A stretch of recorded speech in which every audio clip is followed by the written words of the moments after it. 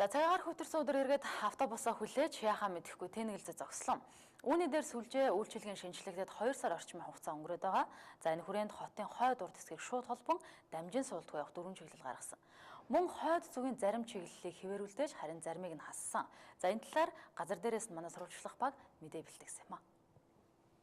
За одоо өглөөний 8 цаг 5 минут болж байна. Манай сурвалжлах баг өнгөрсөн 7 хоногт хотын баруун захын иргэд автобусаар хэрхэн үйлчилж байгаа талаар мэдээллийг хүргэсэн бол за одоо өнөөдөр хотын хойд захын иргэдэд нийтийн тээврийн шинжилэл хэрхэн хүрч байгаа талаарх мэдээллийг хүргэх гэж байна. За бид яг одоо л Сэлхээс вокзал чиглэлийн автобуснаас та бүхэнд мэдээллийг хүргэнэ. Сэлх вокзал чиглэлийн автобус бол өмнө нь байсан хуучин чиглэлээ. Нийтийн тээврийн шинжилгээс өмнө Сэлх, Бэлэх, Дамбдаржин орчим амьдардаг иргэд энэ чиглэлээс гадна Мишель Экспо чиглэлийн автобусаар хотын төвд хүрдэг ажээ. Мишель автобус бол ачаал ихтэй шүү дээ. Тэр өглөөрөө бол баг суух хэрэгтэй. Юмуд ирэхгүй. Өнөөрөө яваад байдаг бол бас бидэрт хэрэгтэй шүү дээ. Байж нэг ихээр битээр энэ тэгээд зарим нь авахгүй яваад тийм л байдаг шүү дээ. Нэг чиглэл явах. Ганцхан Бэлэх вокзал сууж байгаа юм чинь хүмүүс чийшээгээр. Тэгэл сансраас дамжуулж цаашаа дүүнд замаас дамжуулж тэгэл болчихсон. Ханаа Бэлэхээс Коломбостаас буцаанд боомдоо. Өмнө нь ер нь энэ автобусны шинжилэл хийснээр өөрчлөлт гарснаа таны одоо зорчилтонд зарцуулах хугацаа ч юм уу? Ялгаа авахгүй угаасаа 2 дамжчихсан. Манайхтай ойролцоо чиглэлийн өөр автобусндээс явдаг уу?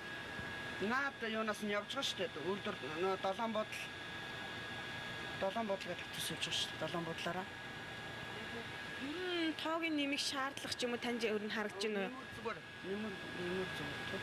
За одоо өглөөний 8 цаг 45 минут болж байна. За манай сурвалжлах баг 32-ын тойрог дээр ирэхэд бол одоо энэ хотын хойд бүсээс баруун тийш явдаг автобусаас ирэхгүй. За доотлол нь 20 минут, за бүр цаашлаад одоо 40 минут хүлээсэн хүмүүс бидэнтэй таарсан юм а.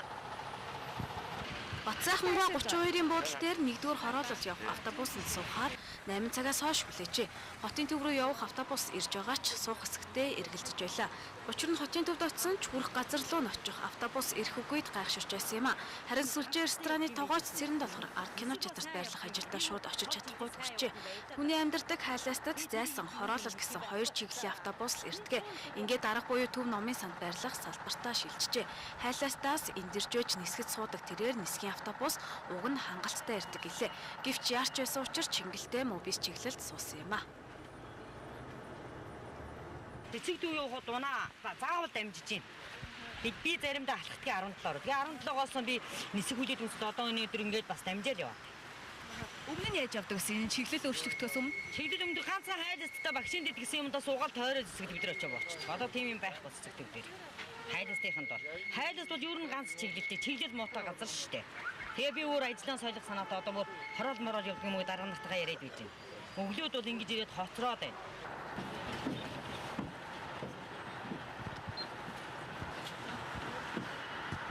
За хайлтастад байдаг боловч 32-ын тойрогоос Чингэлтэй мобис чиглэлийн автобусанд суусан Цэрэн долгорогч одоо багшийн дэд дээр буугаад Төв номын сан руу алхах за эсвэл дамжиж суух гэдэг ийм 2 сонголттой байдаг. Өнөөдрийн хувьд бол Цэрэн долгорогч ажил руугаа яарч байгаа учраас одоо яарвчлаа алхах гэсэн юм а.